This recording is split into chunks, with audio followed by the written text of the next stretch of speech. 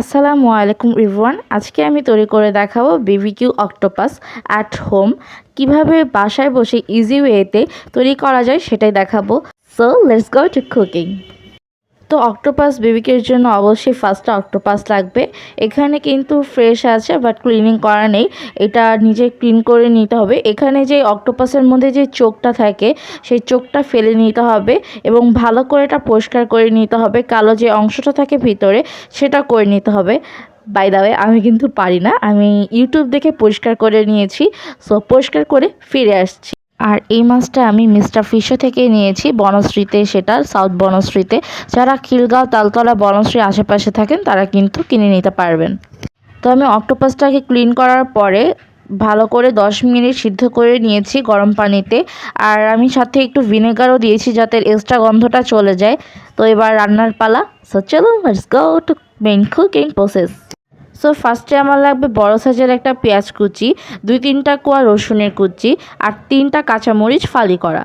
তারপর লাগছে কয়েক ধরনের সস, বারবিকিউ মশলা। আমি এখানে রাঁধুনির বারবিকিউ মশলাটা নিয়ে নিয়েছি। তারপর এখানে আমি কড়াইতে তেল দিয়ে নিয়েছি। এর মধ্যে আমি পেঁয়াজ, রসুন আর কাঁচামরিচটা দিয়ে নিব। তো আগে রসুন কুচি আর পেঁয়াজ কুচিটা দিয়ে ভালো করে ভেজে নিতে হবে। তো রসুন কুচি দেওয়ার পরে আবার আমি দিচ্ছি পেঁয়াজ কুচি, দিয়ে একটু ভালো করে ভেজে নিব। জাস্ট একটু হালকা ব্রাউন কালার আসলেই হয়ে যাবে, যাতে একটু কাঁচা যে গন্ধটা থাকে পেঁয়াজ আর রসুনের সেটা চলে যাবে। অফ ক্যামেরা আমি কাঁচামরিচটা দিয়ে নিয়েছিলাম। এবার আমি এর মধ্যে সেদ্ধ করা অক্টোপাসটা দিয়ে দিব। এবার অক্টোপাসটার সাথে ভেজে নিব। তো এই অক্টোপাসটাকে আমি 5-10 মিনিটের মতো ভেজে নেব পেঁয়াজ রসুনের সাথে। তাহলে দেখবেন অক্টোপাসে যে এক্সট্রা যে গন্ধটা থাকে, দুর্গন্ধটা, সেটা চলে যাবে। এমনি তো আমি ভিনেগার দিয়ে আমি দুর্গন্ধটা দূর করে নিয়েছি সিদ্ধ করার সময়, এটা করলে আর একটু ভালো হবে। এবার আমি দিচ্ছি সাদা গোলমরিচ গুঁড়ো 1 চা চামচ পরিমাণ। গোলমরিচটা দেওয়ার পর এটাকে ভালো করে নেড়ে ছেড়ে নিতে হবে যেন এটা মিক্স হয়ে যায়। আচ্ছা, আর এর মধ্যে আমি অফ ক্যামেরায় একটু লবণ দিয়ে নিয়েছিলাম সামান্য পরিমাণ। আর সসও আমি লবণ দিব, তাই একটু বুঝে শুনে অ্যাড করতে হবে।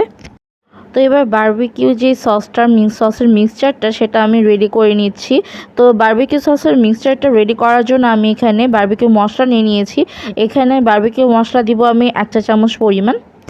এরপরে আমি এক এক করে সব সস অ্যাড করে নেব। আমি এখানে টমেটো কেচাপ নিয়েছি 2 চা চামচ পরিমাণ। তারপরে লাগছে সুইট চিলি সস 2 চা চামচ পরিমাণ। এরপর আমি অ্যাড করছি সয়া সস 1 চা চামচ পরিমাণ।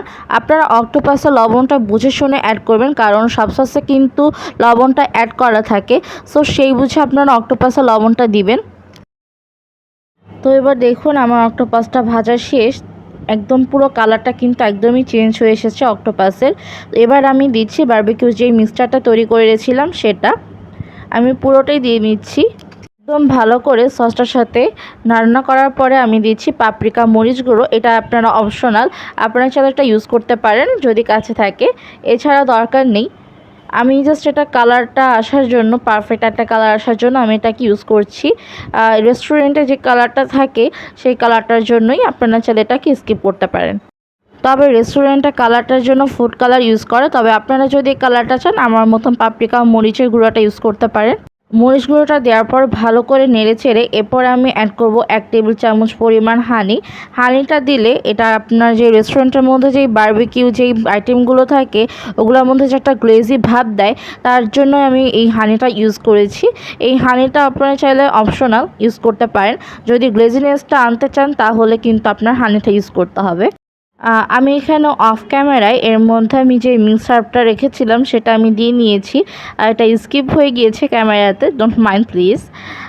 সো এবার এটাকে ভালো করে নেড়ে ছেড়ে নামিয়ে নিতে হবে। সো হয়ে গেল আমার রেস্টুরেন্টের মতন বারবিকিউ অক্টোপাস ইজি ওয়েতে। যদি ভালো লেগে থাকে তাহলে অবশ্যই like and subscribe please, and share with your family and friends. Allah Hafiz.